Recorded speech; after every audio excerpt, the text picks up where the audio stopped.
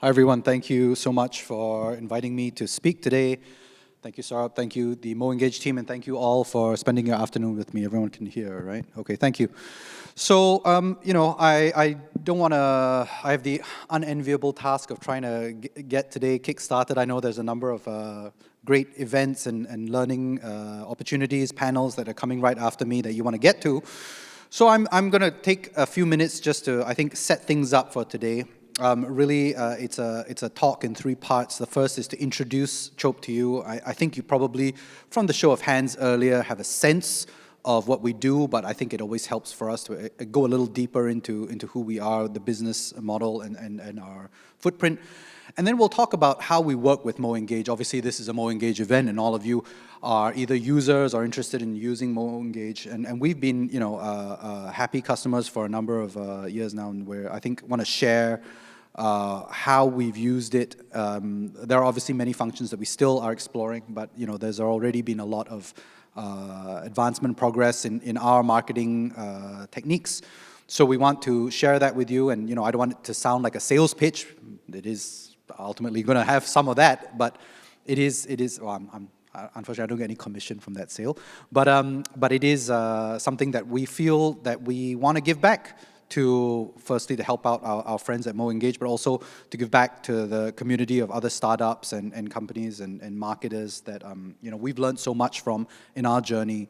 I was just talking to somebody before I got up on stage here, and she was asking about, for me to share experiences with MoEngage, and I said, you know what, when we were about to embark on this CRM journey as well, we also had to sort of step back and we, quietly, I can tell the MoEngage team this now, we quietly sort of pinged their other customers and said, what are you thinking? How are you using it? Tell us the good, the bad, the ugly. And, we'd like to do our part to now, kind of play that forward, and we'll be as honest as we can. But yeah, obviously I'm up on stage because the honest part of it is that we're pretty happy. Okay. And then I think at the end, I'll sort of leave you with some sort of broader thoughts about how I would, personal lessons about how I would think about using today's time, the next few hours that you guys are investing to be here and to learn. I hope I'm going to press the right button. Okay, apparently not. Somebody want to, okay. All right, so introducing Chope, I think, is a partly easy thing. We're fortunate that when we're standing in a room like this in Singapore, the majority of people have heard of Chope, maybe downloaded it, maybe used it. Maybe a show of hands if you have used Chope before. Maybe a show of hands, okay. Take pictures, Mavel, of people who haven't. Get them to download it, please. So engagement, marketing team requires this of us. Sorry. As Saurabh was saying, Chope is a word in Singlish that means to reserve a spot with a tissue packet. We really started it off with just a play on that. We obviously don't go around hawker centers putting tissue packets down for our users. What we do is we help people make restaurant reservations. And in order to do that, we needed to have 2 parts to our business. We needed to have the consumer-facing part and the business-facing part, B2B. I'll talk a little bit less about the B2B part today, except to say that, what we do is we build table management systems for restaurants that allow us to see real time that these 2 seats are available, these 2 seats are available. We can join, table 4 and 7. We have a slot opening up at 8 o'clock because the diners, we have diners coming in at 6, so they'll be out by 8. That kind of thing, right? So we built what we call a table management system, helps our restaurants run their operations more efficiently. That's all I'll say about that. What we do spend a lot of time on is the B2C side, because why restaurants use Chope is to connect to diners, right? They want to be able to find more people to fill their restaurants. That's ultimately the simple goal that a restaurant marketing team has, and the simple goal that Chope is trying to fulfill for them. How do we do that? In a number of ways. We help people discover restaurants. If you're looking for Italian cuisine in Tanjong Pagar, if you're looking for Japanese cuisine in Orchard Road, we try and find you something quick, something that matches your particular price point. You're looking for romantic getaway, something kid-friendly, has a seat available on Sunday morning. We try to put all that criteria together, spit out the correct answer to you instantly. We help you then book that restaurant. Instantly confirmed reservations is kind of our thing, right? We don't want you to have to be on the phone waiting for somebody to pick up. We reward you for that. When you make a reservation on Chope, you get something called Chope Dollars. The Chope Dollars helps you, you can redeem those for actual dining vouchers that you can save money when you dine at restaurants. And then on top of that, we then branched out into additional services such as dining deals, which is now a big part of our service offering. So people can actually buy vouchers, a $100 voucher for $80, save themselves $20 on when they dine out. Okay, and then pickup and delivery is a part of our service offering as well, as has become more normal over the last few years. So those are the suite of things that we do. Where do we do them? We started out here in Singapore. I'm Singaporean. We started out here in Singapore in 2012. We quickly expanded upwards, downwards, sideways. We went to Hong Kong, Indonesia, Thailand, China, where we now have about 7 cities that we offer our services in. People are often surprised. They're Singaporean friends who fly to Bali for the weekend or whatever, and then they come back there. It's so weird. I got a Chope confirmation email when I booked at Merah Putih or something this weekend. That's so weird. I was like, well, we don't talk about it enough, maybe. But yeah, we gather data from users, and we can see which countries you're booking in. We know which users are traveling between Jakarta and Singapore, Thailand, and Hong Kong, for example. So there's quite a lot to the business. There's different segments, different services, different geographies. And as we've grown, right, we've had the struggle of trying to contain all the data that we capture from the restaurants, from the diners, into a single place, and then enhancing or optimizing our B2C offering to do the best job with that. And as we grew, we started to hit more and more challenges, right? Hurdles, not walls. These are things that can be overcome, never easily. The first was understanding what our diners wanted. Like I said, right, the average diner doesn't exist. There's no such thing. There's no such thing as an average diner. Like, I could pick any two of you randomly and ask you, do you like the same food? Chances are you'd be like, one likes Japanese, one likes Thai. And then not only that, you would also have different dining needs. Some of you would love going out with your friends and, having a drink. And the others would be like, oh, no, I only go out for lunch with my family, I bring my grandparents. So understanding the behavior and preferences of each of you is already a task. And it was easy when we had 10 reservations a week. When I first started the company, 2011, the first week we did 14 reservations. During the time that I've been standing on stage now, we've probably done, 100, maybe 1,000, I don't know. But much more than we can, process or understand from a manual point of view. And so turning our customer segments, customer information into segments was impossible at one point. We were sending out basic EDMs to millions of customers, literally millions of customers, the same EDM. Hi, here's a Thai restaurant that is opening up this week. Open rate was okay, engagement was okay. It wasn't terrible, but we clearly weren't doing the best job. Weak data integration, no one place to control all the comms channels. I mean, you get the point, right? Like that we were sending stuff out. We weren't understanding whether it was hitting well. We didn't have the ability to do different things if you opened the email versus you didn't, all these things, okay? So that's where we were about, I want to say 3-4 years ago. Yeah, that's about 3-4 years ago. Doing an okay job. What we really wanted, and when we reached that point in our life, we had a great vision of what we wanted to build. And I think the challenge as marketers and as business executives is never that we don't know what we want to do. Is we have a very clear vision. Your CEOs, your managers will be sitting in a room somewhere saying, here's what I want. I want you guys to know your customers. I want you to be able to send emails and then WhatsApp. Nowadays very popular. You should send him a WhatsApp, then a TikTok, and then all your customers, all these ideas percolate down to action items for you guys, right? And then these action items kind of get lost in the ether because there's just no way to achieve all of the things you want to do. So the vision was never an issue for us. I was very clear that we wanted to be able to do all the stuff that when you download an app, we want to know who you are. We want to be able to personalize the messages for you. We want to be able to choose the communication channels that you want. Are you an EDM person? Are you an SMS person? Do you prefer seeing stuff on your app or your website? We knew all that, but we just didn't have the tools for it. We didn't have the tools for it. So really our goal, we framed it as this, right? We want to tailor communications that were personalized based on where you are in your life cycle. I'm not going to go through this too much. There are workshops that will go through this in much more detail. We wanted to know what they were doing on our product, and we wanted to know how they wanted to hear from us. Very basic things, I think, in hindsight. But at the time, we had no idea if you were a regular user, right? If you used our app, if you opened our EDMs, you were getting the same thing. So we have a little bit of a journey here that shows you today what we can do. We know that when a user downloads and signs up for the app, we get their information, right? We know when they make the first transaction. These are attributes for those of you who are a little bit more technical. These are the attributes that we collect, basic attributes. We know when you made your first transaction. We know when you sign up for our newsletter. We know when you have made one reservation. We know when you're one reservation away from your first reward, right? And we know when you've made your first redemption with those Chope dollars. And then we also know when you've opened your emails or if you haven't. So Santa knows if you're being naughty or nice, right?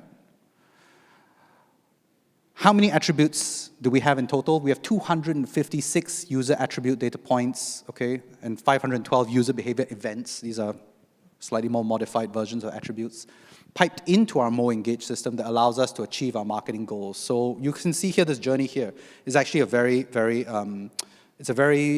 basic one. We could do something a lot more sophisticated than this. Frankly, it's really down to us on how much time we invest into creating more and more sophisticated journeys, of course, with the help of the More Engaged team. So we've been enabled to do that now using the tools that we have. I think, look, the point of all of this is basically, the goal of it is to drive awareness to different types of users. In this example, we wanted to drive one campaign that we recently set up that has been very effective for us is to drive awareness to new Chope diners. Okay, this is an example. I'll just go very quickly through it. We just wanted to turn users who had booked on other places. So we provide partners with different booking sources, channels, widgets. We want them to turn from using the affiliate to turning to using us. Obviously, it's a partnership, and we want to gain more users for ourselves. And so we were able to do that by using different techniques. Again, I won't get too detailed here. Other campaigns that we've used, for example, we've personalized the content that we can send to a different user based on his previous dining, booking and buying behavior. If a diner has booked at Peruvian restaurants, or not even Peruvian, doesn't need to be that specific. It can be South American, or you can even go one further back. This person is an explorer. We can categorize them as a person who is trying new restaurants every week, you know? We can send that person something that's a bit more exotic, passport to Peru. Whereas there's another user, every time we have a flash sale, wow, opening up, sitting there at 11:59, midnight, boom, buy the deal. You know, want to get our flash sales at midnight. That user would send a different communication to top deals in August, right? Both emails would go out on the same day, and you'd have different content, and you'd optimize your open rate like this. Okay, there's retention. I mean, there's others. I'm not going to go through all of them. The point is that using these tools, we've actually achieved better outcomes, right? You can see my marketers here. They go down to 2 decimal points on their open rates, which is not necessary, but they're very specific, which we love. So the average open rate before this used to be 37% pre-More Engage. Post-More Engage, it's gone up to 43%. Significant change for the active and engaged segment. Of course, you segment out the guys who are not such great users, and you see that those guys have a 26% open rate. So now we're seeing that actually the 37 consists of these 2 segments. If you can do your math pretty quickly, you can figure out how big each of those segments is, but I'll leave that to you to figure out. So basically, it's a very nice way of segmenting your user base into two distinct segments: the guys who love us and the guys who don't love us so much, and we want to do something more to make them love us more. Okay. Examples around our CTR, click-through rates, and our conversion rates, okay? We've seen a great improvement in our click-through rates on our EDMs as well. It's an improvement of 300%, okay, up to a 7% click-through rate now. And on our conversion rates, 10% now. When you've clicked through, how many of them convert, which is, again, a 300% improvement over pre-MoEngage. I will caution you that these numbers differ by industry, differ by, communication channels. So if you're seeing your numbers are way higher than ours, actually we're doing an okay job, all right? And if you're seeing your numbers are lower than ours also, maybe you're not doing such a bad job. But it is different by industry. I'm just telling you that relative to what we used to do, we've learned how to do it better, which is, I think, the whole point of what we're trying to do here. So I've sort of done the technical part of it, of explaining to you, who we are and what we've done with MoEngage. It's a customer testimonial, if anything, but you have a lot more of that coming up in the next few hours. So I'll just tell you that actually Chope has enjoyed and gotten a lot out of working with MoEngage, but we also didn't start off with that goal. We didn't start off by saying, let's look for a CRM. We really just started off with the goal of really, really wanting to understand our audience. And this is something that I think a lot of people, as you sit in a corporate role, especially in the large enterprise, you sort of forget the point of the CRM. It's really just to understand who your users are. Dining comes down to taste. I mean, it's literally written in the word, right? The taste of the food. Everybody has a different taste. And if you don't understand the taste of your users, or how each user's taste is different, then you're going to end up with a very middle tone, a very middle marketing message, which I hate. Personally, as a CEO, I have the moral obligation to ensure my users love my product and either love it or hate it, but never in the middle, right? Never in the middle. That's kind of the principle. So for us to do that, we really wanted to understand what our users loved. And so collecting all these attributes was really our way of trying to figure that out. We are, I would say, only the 10% of the way to understanding them. The honest truth is, even with everything we just said, we don't really understand them yet. No, not even close, right? 10% of the way to understanding them. There's still so much more to really understanding who they are as people. I mean, all love to MoEngage, but we still have to do things like speak to them. We still have to do focus groups, and we still have to be our own users. My team, we used to force ourselves to use all our products, eat your own dog food, if you ever heard that phrase. We use our own products, and if we don't love it ourselves, then it's not good enough to put out to market, okay? We've made those mistakes before. So really understanding your audience is really the part of it, and it's the CRM journey is really just one sliver of that journey, one part of that pie. And why do you want to understand it? Because ultimately the job, again, of the marketer is not to hit a KPI. I mean, I'm sure, Saurabh said it just now, well, hey, make sure you hit your quarterly KPIs. Yeah, of course you want to do that. But from the CEO's point of view, right, what you really want the marketers to be thinking about is, how do I make this fun? How do I make this fun for my users? If it's not fun for them, if you don't feel like you're having fun when you're doing your marketing, then your user is hardly going to be thinking, oh, damn, this is something I feel brand affinity to. It's something I want to tell my friends about. This is something I want to repost.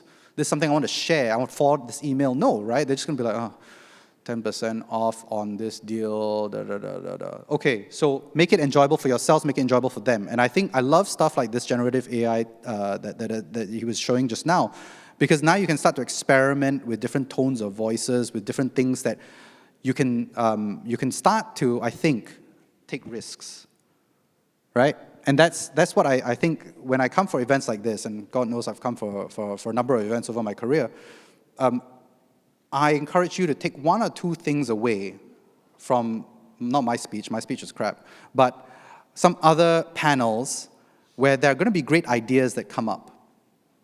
And over 3 hours, what I really, really hope all of you will do is take away 1, 2 ideas that you bring back to your company, your office, and you say, you know what, tomorrow it will be easy for us to put into action one or two of these things, and they might both flop, who knows. But if you're not taking risks, then you can't have fun with your job, and if you can't have fun with your job, then your users are not going to enjoy themselves when they're getting your marketing. So really, yes, we love MoEngage, part one at the top. Part two, how to use the next 3 hours, take away some ideas, go to have some fun, go take some risks. I really encourage that. I'll be sitting right there. If you want to chat and throw ideas around, happy to do it. My team's also there. They're experts at using MoEngage by now. Thank you for your time. If you have any questions, whatever, happy to take them. Otherwise, I think I'll hand you back to the MoEngage team to start your day and your learning journey. Thank you. Thank you. Thank you so much, Arrif.